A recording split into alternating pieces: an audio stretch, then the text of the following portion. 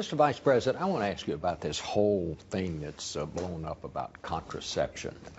My sources tell me that when the president decided the Catholics would have to buy birth control insurance for the employees at their universities and colleges and so forth, that you and Bill Daley were among those who told him, this is not a good thing. This is going to cost you votes. But you were on that side of the issue. But since this thing has happened, and the way it's kind of shaken down, it seems to have sort of gotten Republicans off talking about the economy and sort of campaigning for against birth control in some funny kind of way. What's your take on that? Well, first of all, on the substance, the president ended up exactly where he intended and where he began, which was that, one, every woman in America should be able to have insurance coverage for birth control if she so chooses, and that the Catholic Church and other churches should not have to pay for it or provide it. That's exactly where we For the record, is that what you advised the president? Yes.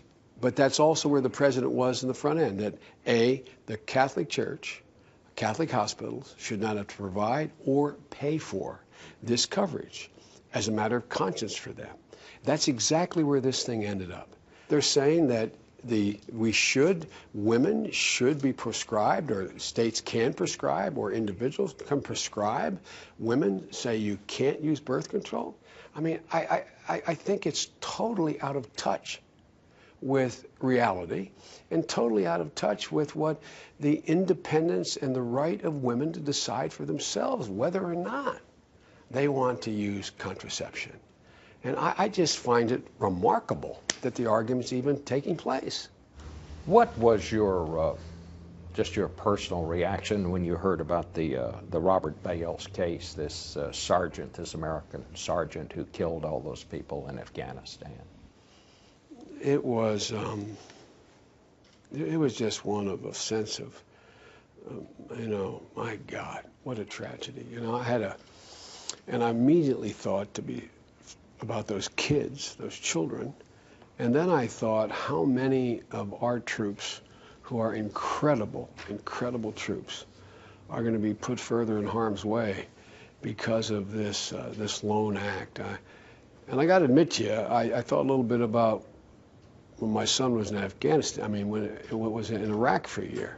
Incidents like this actually increase the danger for every American troop out there, and 99.9% of these kids, the most remarkable generation in the world, are doing their job. They're doing it well. They're doing it for people.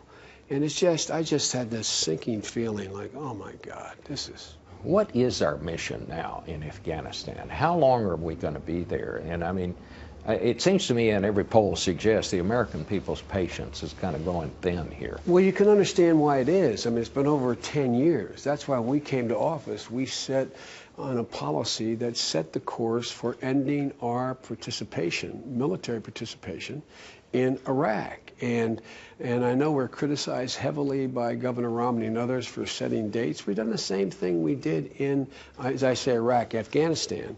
We've done the same thing we did in Iraq. This is winding now, not kicking up. We've withdrawn 10,000 troops of the surge so far. 23,000 more will be drawn by the end of September. The pace will continue apace until we get to the end of the process, which will be out of this. Our mission will have ended, as we know it now, by 2014.